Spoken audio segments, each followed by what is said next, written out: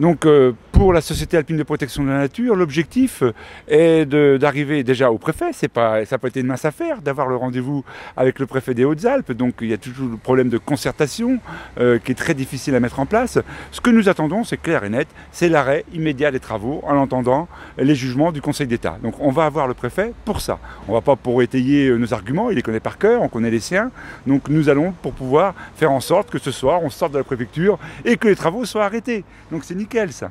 Le réexamen du projet, de toute façon, ça fait longtemps qu'on le demande. Ça fait longtemps qu'on dit qu'on n'est pas d'accord avec le projet en l'état, qu'on a proposé l'enfouissement.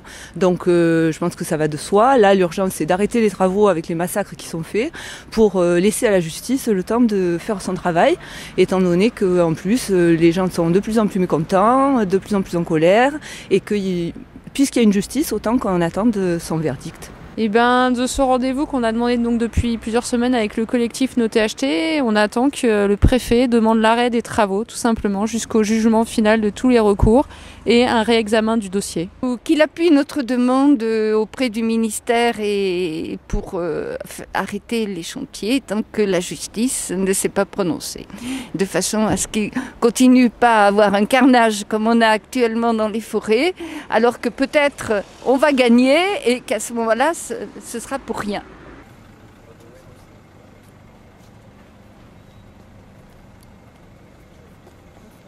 Il nous a dit que si l'État lui disait d'arrêter, il arrêterait, il n'y avait pas de problème, mais lui, il n'en avait pas la capacité en droit. Et on n'a pas réussi à le convaincre que c'est la vallée entière qui a été touchée, qu'on se battait pour une vallée entière et non pas pour notre petit toit et notre petit bout de terrain. On lui a demandé d'être notre avocat. Auprès du cabinet du président de la République, on va rencontrer un des conseillers du président de la République mercredi prochain. Donc on a demandé d'être notre avocat, pas forcément dans le sens de soutenir nos propositions, mais dans le sens de faire état de la forte contestation qu'est de ce projet dans les Hautes-Alpes et que ce projet est complètement incohérent par rapport à la politique énergétique qui se développe dans la Haute-Durance. Monsieur le préfet a dit que pour lui, ce projet était dans un intérêt général pour le Sud-Est et aussi pour une future connexion possible vers l'Italie. Il a bien souligné que ce n'était pas RTE qui le disait, mais lui. Bien, nous, on attend vraiment les décisions de justice parce que ça avance bien et donc on est très confiants.